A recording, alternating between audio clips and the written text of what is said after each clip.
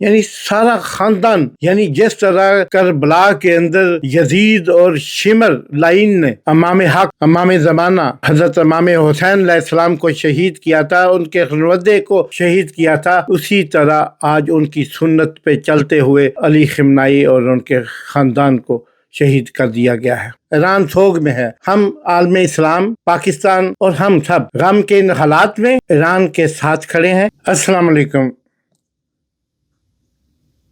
پیارے ناظرین، آپ دیکھ رہے ہیں مطلوب ڈائچ آفیشل۔ بہت اچھی خبر نہیں، بلکہ اچھی خبر ہے ہی نہیں۔ قالوا انا للہ و انا الیہ راجعون۔ بہت دکھ اور تکلیف کے ساتھ آپ نے سنا ہوگا، آپ نے اب تک متعدد دیکھے بھی ہوں گے اس کے کلپس، ویڈیو، نیوز ساری۔ آج پھر طاقت نے، بدمست نشہ آور طاقت نے ایک ایسے معصوم انسان کی جان لے لی جس نے پوری زندگی انسانوں کی کسی کو مارنے، کسی کو قتل کرنے، کسی کو نقصان پہنچانے کی کوئی ایک بھی اس کی تصدیق نہیں ملتی کہ انہوں نے ایسا کوئی حکم جاری کیا ہو، ایسا کوئی ان کے آفس سے ایسی کوئی سٹیٹمنٹ آئی ہو، یا ان کے کسی خطبے یا ان کے کسی خطاب میں ایسی کوئی چیز انہوں نے بیان کی ہو۔ لیکن طاقت کے نشے میں بدمست ہاتھی نے پھر آج ایک معصوم انسان کی جان لے لی۔ علی خامنہئی صاحب اس وقت سے ہی 89 سے تقریباً ایران کے اقتدار میں ایک سپریم لیڈر کے طور پر، کبھی انہیں صدر وزیر اعظم میں اس چیز کی خواہش نہیں کی۔ وہ ایز ایک مذہبی پیشوا یا رہنما کے طور پر ان کی جو ہے ان کو ہمیشہ یاد رکھا جائے گا۔ ان کے بدترین مخالف، ان کے قاتل پریزیڈنٹ ٹرمپ اور نتنیاہو بھی کہتے ہیں کہ وہ 46 ایئر سے امریکنوں کے خون کر رہے تھے اور اسرائیل پہ، حالانکہ یہ سب مبالغہ رہی۔ آپ جانتے ہیں اس دفعہ بھی حملہ، ایک سال میں 2 حملے۔ آپ کو یاد ہوگا کہ جو پہلا حملہ کیا تھا اس سال جون میں، پچھلے سال جون میں، اس میں جناب انہوں نے اس حملے کے دوران نہ صرف ایران کی ایٹمی تنصیبات کو نشانہ بنایا گیا، بلکہ ایران کے اندر حملے کر کے بہت سے کمانڈر، جنرل، سائنسدان کو شہید کیا گیا۔ اور 28 جون کو ہونے والے اس حملے میں 1190 تقریباً 1200 افراد کو شہید کیا گیا، جن میں سے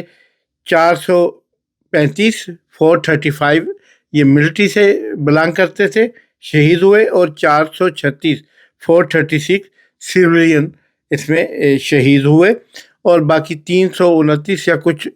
دیگر لوگ جو ہیں وہ ان آئیڈینٹیفائڈ، مطلب وہ عام معصوم شہری تھے۔ اچھا، اب اس ساری سچویشن کے اندر ایک سال کے اندر ایسا ایران نے کیا ایٹم بم تیار کر لیا تھا؟ آپ نے ان کا سارا پروگرام جو تھا وہ 52 طیاروں کے ذریعے وہ جو نیست و نابود کر دیا تھا، وہ ایران کے پاس انٹرنیشنل سیکشن اس کے خلاف UN کے اور پوری دنیا کے لگے ہوئے ہیں۔ وہ اپنا سوئی تک کسی دوسرے ملک کو نہیں دے سکتا، ماں سوائے اپنے ملک کے لوگوں کے لیے ادویات، میڈیسن اور دوسری اور فوڈ وغیرہ اگر جو باہر سے منگاتے ہیں اس کے بدلے تیل دیتے ہیں، آئل فار فوڈ یعنی پروگرام کے تحت۔ تو اب اس نے کتنا، کہاں سے لانا تھا پیسہ، کدھر سے آنا تھا، کون سی ہیلپ ہونی تھی؟ لیکن خیر جنہوں نے کیا ہے وہ یہ باتیں تب سوچتے ہیں۔ وہ تو ابراہم اکارڈ کے چکر میں سب مسلمان ملکوں کو اپنی لپیٹ میں لیے ہوئے ہیں، اور مرنا یقین کرو، قذافی بھی مر گیا، صدام حسین بھی مر گیا، شہید ہو گئے ہماری نظر میں، بشار الاسد ملک چھوڑ کے چلے گئے۔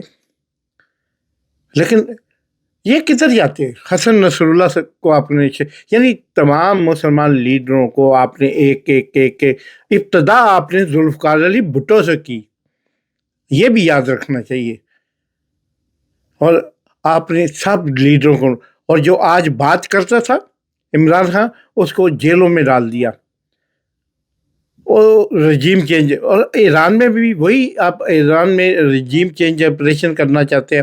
لیکن اس آپریشن کے نتیجے میں کون آئیں گے؟ آپ نے کبھی سوچا؟ اور آج ان کے ساتھ ناصر علی خامنائی کے ساتھ ان کے جانشین مجتبیٰ خامنائی بھی شہید ہو گئے، جبکہ ان کی بیٹی، بہو اور نواسہ بھی شہید ہو گیا، یعنی سارا خاندان، یعنی جس طرح کربلا کے اندر یزید اور شمر لائن نے امام حق، امام زمانہ حضرت امام حسین علیہ السلام کو شہید کیا تھا، ان کے خانوادے کو شہید کیا تھا، اسی طرح آج ان کی سنت پہ چلتے ہوئے علی خامنائی اور ان کے خاندان کو شہید کر دیا گیا ہے۔ اور بالکل، مگر یزید سمجھتے ہیں نہ اس یزید کا نام باقی ہے، کہیں لعنت وانت کے چکر میں آپ ان کا نام لے لیں، ورنہ اس یزید کا نام بھی زندہ نہیں رہا، زندہ ان یزیدوں اور شمروں کا نام بھی زندہ نہیں رہے گا۔ تو یہ جناب اصل میں ہمارا آپ سے وعدہ تھا کہ آپ کو بتائیں گے کہ اس جو ہے سارے پروسیس میں، یہ ایک ہی سال میں 2 دفعہ، اور پہلے اس سے جنرل سلیمانی وغیرہ جب شہید ہوئے تو ایران کے اندر 73,000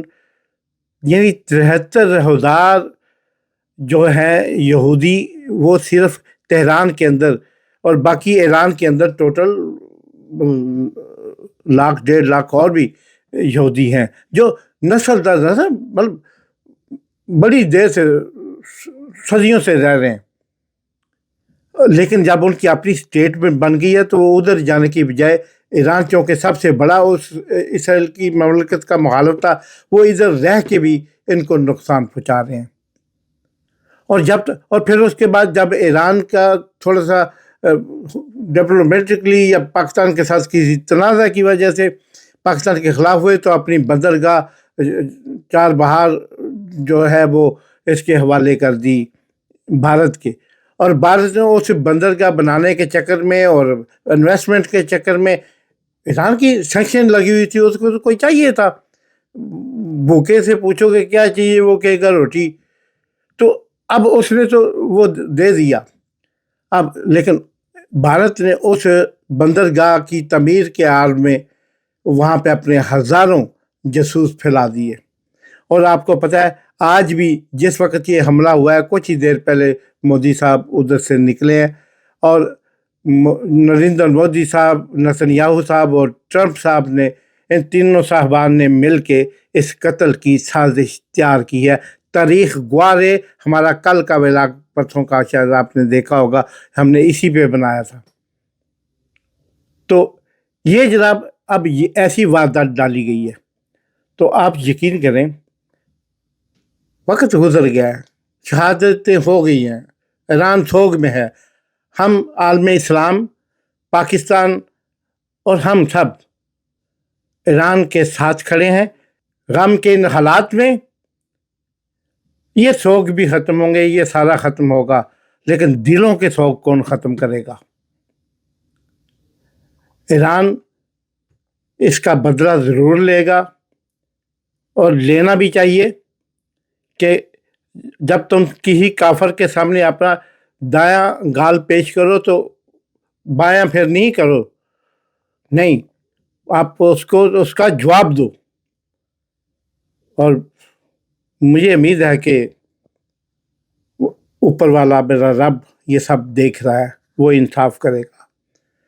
پاکستان زندہ باد، عالم اسلام پائندہ باد۔